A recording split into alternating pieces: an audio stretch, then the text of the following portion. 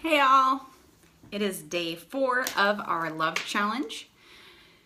And if you're just joining us, go back to the recordings that I made earlier this week so you can catch up.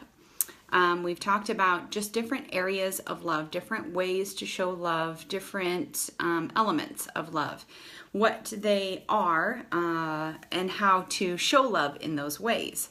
So I hope that you are taking this love challenge with us. I'm every day daring people to show love in a certain way. And this is all spurred off of the book, The Love Dare, that I have recently read. And in fact, I'm in my second time through this book. The book primarily, is targeted towards marriages, but I found that these,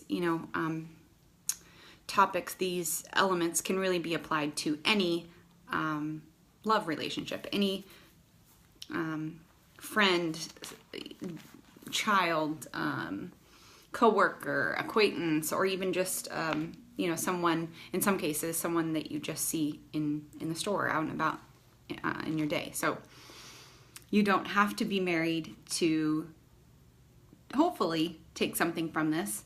And if you are married, I hope that you can apply this to your marriage specifically, but as well as other areas of your life. All right, so let's get to it. Day number 4, love is thoughtful.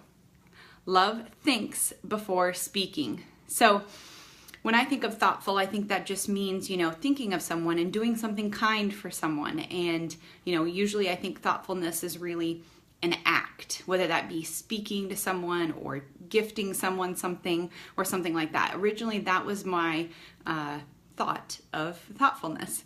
But after reading this chapter and getting some more information about it, it's really love thinks before speaking. So what that means exactly is it filters words through a grid of truth and kindness. So that means, again, speaking from a place of love. I think we talked about this yesterday or the day before, but thinking of that person when we are communicating with them. The words that we're going to say, are they going to come across in a loving way? Are they going to feel, judged or, any of those negative things that aren't really our true intent? So thinking of the person first before speaking, and then filter it through the grid of love, of truth and kindness. So like we spoke earlier this week about maybe losing our temper, being quick to anger, and not giving our loved ones the best of us. That's not always being kind to them. We always want to be truthful. We never want to be thoughtful that is not something true. We don't want to say something just to be nice. We need to actually truly mean it, because I think when we do give those false phrases, those false acts of kindness, it can obviously be felt by the receiver, and that's of course not our true intent. But learn to come from a place of truth and kindness. Learn to be thoughtful or regret missed opportunities to demonstrate love. So this is a big one for me. Here, I'll give you some examples. Birthdays, special events, a hard day at work. Be thoughtful of that your spouse has a big deadline, and any encouraging words you can help, or any of those little things. Planning ahead for birthdays is a really big one for me. I want to be thoughtful. I want to be that person who remembers them on their special day. That is my true intent. I want them to feel special and loved on their special day. But that requires me to plan ahead, because if I want my grandma to receive her birthday card on her birthday, I can't think of it that day, right? I have to think ahead. I have to plan to get that card, to go to the post office, and for it to take the time to get there, right? So that means planning ahead. That is true thoughtfulness. All right, so the difference is, there's a difference in men and women and their thinking tendencies that can really cause arguments, misunderstanding, hurt feelings.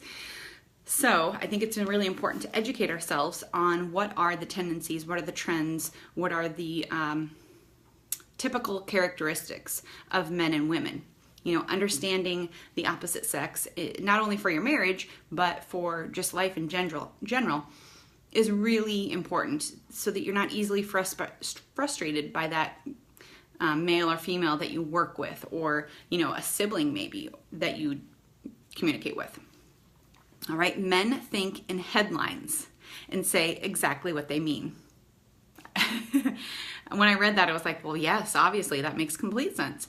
Whereas women think and speak between the lines, and they're just wired that way. So I can't even count how many times my husband always says, well, why didn't you just say that? And I think to myself, well, why didn't I just say that? And it was because I hear myself saying to him, well, I wanted you to, you know, understand and know how I felt, where I was coming from. And I just figured you would know. And we can just never guess or assume that our spouse knows something like that, or a person of the opposite sex. So can we relate to this? Do we speak between the lines? Another thing that's not, that wasn't in the book, that is definitely how I am, is I need to talk it out. I need to talk about all the possibilities. I need to talk about the pros and cons of everything. And I need him to know that that's what I'm thinking. You know, let's think through this together, is what I always say. Where he's as, you know, give it short and sweet to the point. And I take that as, well, he doesn't really care. He hasn't thought this through. Is that really what he wants, or is he just trying to make a quick decision? So that's how I feel about it. But knowing that he is wired that way, that is, you know, the common tendency of men, to not take that out on him, to not take it personal when he doesn't think the way I think. And that doesn't mean that he loves me any less, or loves our child, or loves that topic that we're talking about, that he doesn't care any less about that topic. That's just the way he's wired.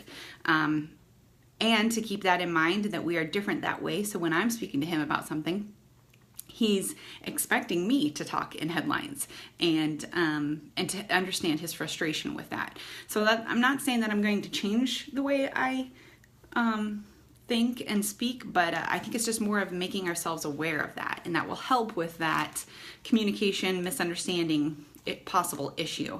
All right, so love requires thoughtfulness on both sides. I would love for my husband to read this book with me, but that's not realistic. That's not what he wants. But what I can do is just share what I've learned from this. And I don't expect him to make any changes, or, you know, to do any of these love dares with me. But I do want him to know, you know, anything that I can share with him. And not being, well, the book says, but, you know, more of just things like, I understand, you know, this is how, you know, the tendencies of men are, and such like that. All right. So being aware of these tendencies in the other sex and in yourself. And again, so just making yourself aware that when you're communicating, that may not be the best, way for him to receive it, that he's thinking differently. So really take that into consideration when you are speaking to the opposite sex, and when you're being spoken to. So again, to not, you know, take it offense that he's speaking in headlines versus you know, wanting to talk it out. So I know this is really directed, I guess, from a woman's standpoint. So hopefully, if there are any guys watching, I'd love to hear your feedback on this, comment, and hopefully offer some more insight for us. But that's just, you know, my thoughts on this, and sort of my takeaways of thoughtfulness. So my dare today for you is to show love by being thoughtful. So that could mean planning for a birthday that's going to happen next week, whether that means going out and buying a gift, or buying a card, or you know, writing on your calendar. Be sure to mail the card on Wednesday so that it's for sure there by Friday or Saturday, or whatever the case may be. Another a great thing to do today would just be sending a thinking of you text. And it could just be, you know, somebody, a friend, a relative, or whoever that you know is struggling through something or going through a hard time. And how awesome would that be? A little, you know, piece of thoughtfulness. It could be somebody who maybe you just haven't talked to in a long time, and you don't know what's going on in their life, but you just send them a little thank you, thinking of you text. How sweet would that be? Always think of how you would feel if someone did that for you. You know, the old do unto others as you would have done unto yourself. And I think that comes back to you tenfold when you have that giving heart, that giving, thoughtful, loving heart.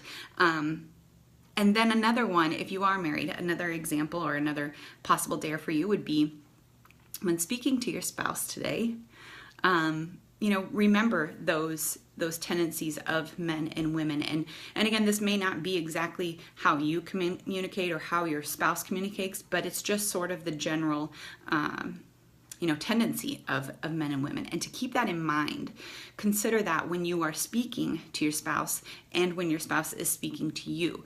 And I think that will really make a big difference. I've done that recently. I can't say that all of a sudden now everything's perfect, but it definitely helps me to, again, understand him more, understand where he's coming from, understand why he may not understand what I'm so desperately trying to say to him, or that his reaction to me talking through things or whatever, why he's reacting that way, and what I can do or say to understand him more, to be more loving to him through that communication process. So again, that is my dare for you today. Show love to someone by being thoughtful, and then comment here on this video and let me know what you did. And if you found this video helpful, or you can think of somebody who would appreciate this video, please help me spread the challenge of loving someone and showing love in all these different areas. I would appreciate your help in the love movement, and have a great day.